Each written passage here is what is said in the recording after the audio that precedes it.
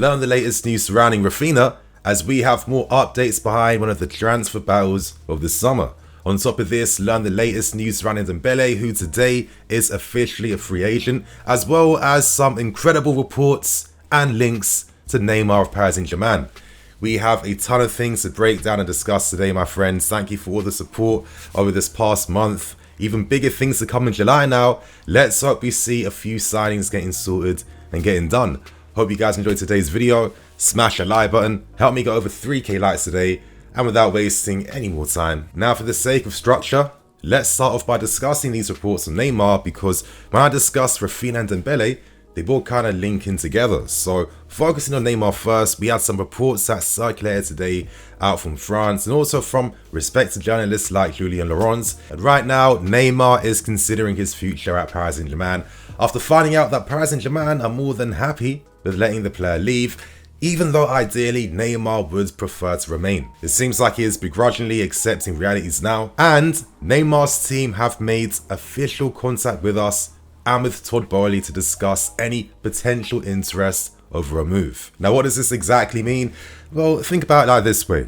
How many clubs can really afford to even entice Neymar and even get close to paying his 43 million annual wages? And this is like excluding things like bonuses, add-ons, clauses, etc. that he's earning every single year. It only makes sense that they'll look to explore their limited options, and now we have a new owner in Todd Boehly who has a history of signing big names back in American sports. Of course, this is new relationships that can be formed, and essentially they're curious to see if we are interested in Neymar, as it's quite public that we know that we are in the market to try and sign some marquee names. And Neymar is like one of the most marquee names in like the entirety of world football. Now, this news follows on from recent quotes that came out from our very own Thiago Silva, who had this to say to journalists back in Brazil. He, Neymar, has to go to Chelsea. If it happens, it would be the best possible thing. I hope it does materialize, but I don't know anything about it right now.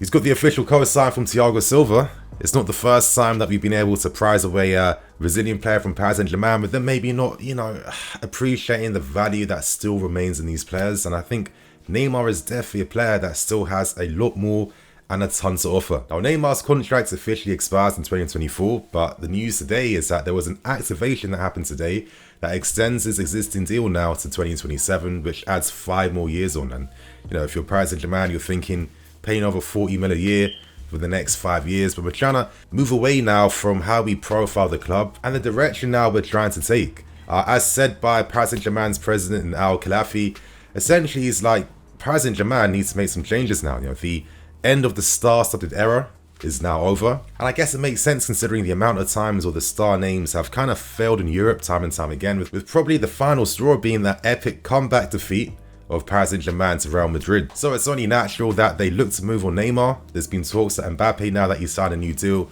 wants maybe better supporting casts around him. Neymar has a massive influence at Paris Saint-Germain. He has a lot of license and say to do what he wants. And I guess due to that influence, maybe it's seen as a great way now to transition away to a new era at Paris Saint-Germain. Especially now that they've signed Raphinha and they're close to signing Renato Sanchez. I feel like they're building a very interesting team and project there at this point in time. Now, interesting news coming out from UOL from Brazil. They're saying that Paris Saint-Germain could be open to allowing Neymar to leave on loan, which makes a lot of sense. They'd help subsidize some of his massive wages and his incredible salary as well too. And with info like he could be available on a loan. For me, this completely recontextualizes things. So I guess now I have to give some thoughts and opinions behind the story, but I'm not going to spend too much time on it because I do feel like we could be getting more reports over Neymar interests, throughout this month. But for me, one of the reasons why I've been ignoring this story over the past week is that there wasn't anything substantial enough for me to start talking about to try and get easy views, for example. But now that we're getting more concrete information, especially from credible sources, it's only right I'm talking about this now. And for me, I think one of the first things is, if Todd Boehly was interested in signing Neymar, of course, it's going to require Thomas Tuchel's blessing first, who has full say on the players he gets to add to his squad. Now, I'm not here to say that Neymar couldn't work here at all. Tuchel found a very good use of Neymar at Paris Saint-Germain, especially with that, left-hand channel essentially being free for the player. Wingers who have the ability to create and score, who are able to receive in those channels and spaces. And for me, this is where Neymar can show what he's really about. He's creative, He's one of those players that gets the pre-assist as well too, and he's a goal scorer as well. I mean, the guy's one of the best players in the world still, and the fact that, of course, Paris Saint-Germain were a bit disappointed with his efforts last season, even though by like maybe normal player standards, they'd be more than happy with those stats. It tells you the absolute levels between your Neymars and the rest of the players in the world. Now, one thing I could absolutely love about the signing is, for me, the reason why players like Neymar and Hazard are kind of similar is that ability to improve players and their teammates around them. And that is so important, especially like in that phase before you're in the final third looking to attack. That stage is normally important, and normally with players like your Hazards and your Neymars, these guys encourage movement because you know that you're going to receive balls in certain areas that you're not going to receive from other teammates. Their ability to skip past players as well too opens up so much space for you to, take advantage of it by moving into those vacated spaces and then, creating those like 3v2s, 4v5s, etc. against the opposition team. And for me, Neymar on that left channel could be amazing, especially if we kind of move to like a 4-3-3-2. I feel like hypothetically, Mount and Neymar would be sick because Mount, when he's deeper, he's always been a very one-touch type of player. He speeds up the attack. He's very good to link up alongside with. And I just think with Neymar being in that left channel with Mount being supporting around him, that could give us a lot of like dominance in those wide areas. And on top of that, you guys, I mean, come on. I mean, you're looking at one of the marketing kings of world football at this point in time. I mean, the interest we get from Brazilian fans, the marketing boost we get from that as well too, the marketing boost the Premier League would get on top of that too. I think that there could be a lot of benefits from a deal like this. Who knows what's going to happen? Of course, it's going to be incredible wages, but with Paris Saint-Germain very open to moving Neymar on, it does seem like there could be some flexibility if we were to like seriously entertain deeper conversations with Neymar's team to try and sign him. How do you guys feel about this news? There's some of my brief thoughts at this point in time. Share your thoughts and opinions too in this video. And now moving on to the other big updates involving Raphinha and Ousmane Dembele. Now let's start with Raphinha first. I'm going to say in the card above, watch yesterday's video to get the full context and picture. I talk about Nathan Ake interest, delete negotiations, etc, etc. But anyway, the reports today suggest that Raphinha is doing everything in his power to force a move to Barcelona. Now, maybe to some fans, they might be disappointed by that. But for me, football players have their dream clubs and then they have their professional options as well too. And literally most players being signed, they don't support the clubs they're signing for. So I'm not feeling a type of way that we're second choice to Barcelona. I think it's normal. Regardless though, the offer we presented to Leeds provides more money up front compared to the offer that Barcelona have presented to Leeds too. Leeds want to maintain that gentleman's agreement based on that fact purely. However, that dream Raphinha has to play Barcelona, of course, is naturally going to force the player to play hardball, to be more demanding, to make that ambition happen. I mean, I get it from the player's perspective. How often are there opportunities to represent a club like Barcelona?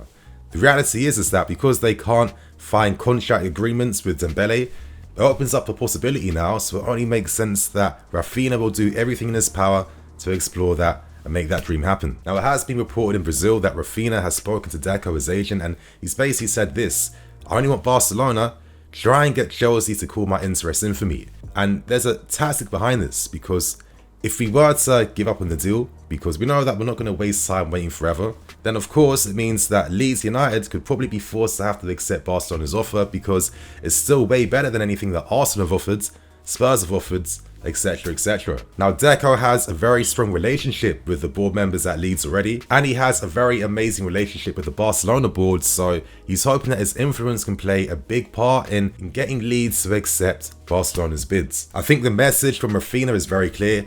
He wants to dictate his future.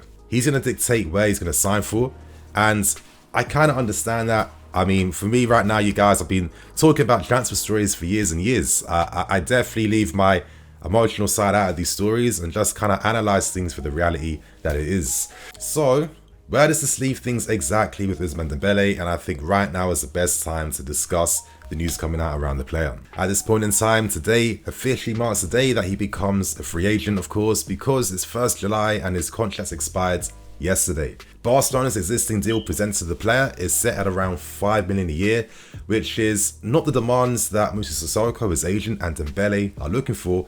They want at least double that, and a salary around 10 million per year instead, which is a far outcry from like original rumours suggesting that Dembele and his team wanted around like 40 million a year. Still though, Dembele hasn't necessarily rejected Barcelona's offer just yet, but there's threats on Barca that they may look to rescind and take away the contract offer presented to the player. And now that they're making moves for Raphinha, of course, naturally, it makes sense that if Dembele doesn't accept, they'll prioritise Raphinha instead of him. Now, where exactly does this leave us?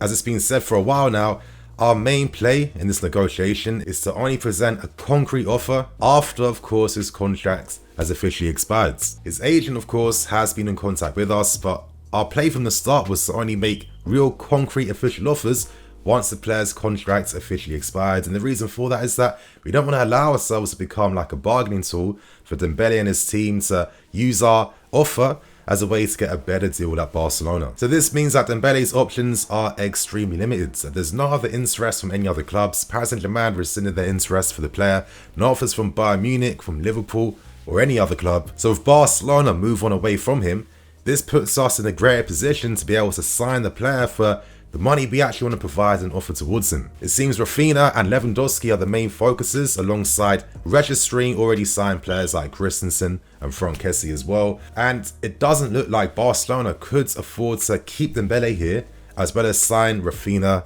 and Lewandowski on top. Now, this is why I'm okay if we don't sign Raphinha. I think the money we'd save if we don't commit to signing him, with that, massive amount of money up front to Leeds as well too. You could prioritize those funds into other key areas in the team, which would hopefully allow us to be able to sign out the premium options and, actually build a team for the long term that has the ability to grow and grow over the years. Now we know that Dembele wants around 10 million a year, probably a decent signing on fee as well too. We could probably negotiate things down, and hopefully that could force them to accept lesser terms and demands, because their plan backfired and there just wasn't enough interest for the player. And I'm going to give my personal opinion, but a part of me would not be surprised if this was the entire play all along. We made a very quick move for Raphinha. In the space of one day, we agreed the transfer terms that Leeds wanted, and this is a player that Barcelona have already been speaking to for months and months and have already agreed wages with beforehand. And you'd guarantee that the wage packet Raphinha wants is far less than what Dembele actually wants. You'd imagine players like Raphinha, just like many other players did when they signed for Barcelona last January, they accepted lesser contracts and wages, and the promise that, of course, by signing, we'll receive them in the future once Barca's finances improve naturally. So it probably makes sense for Barcelona to sign a player where they can account for lesser wages per year, and knowing the fact that if we drop our interest for Raphinha, Leeds could be forced to accept Barca's demands, which would allow Barcelona to pay off this move, of course, in installments over the years. If that was the case, it gives us a free run to sign Dembele, who doesn't have many options at all, and of course is already interested in possibly coming to the Premier League and working alongside his favourite manager. It's not the first time we're moving like this. I mean, look at our interest for Koundé. We're stalling because the money Sevilla want is money we don't want to pay, so we're looking at other targets as well, which puts on more pressure for Sevilla, of course, over time to have to give in and budge.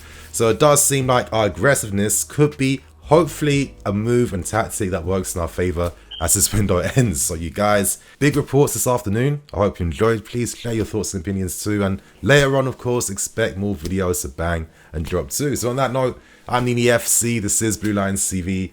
I'll catch you guys later with some more videos. Cool.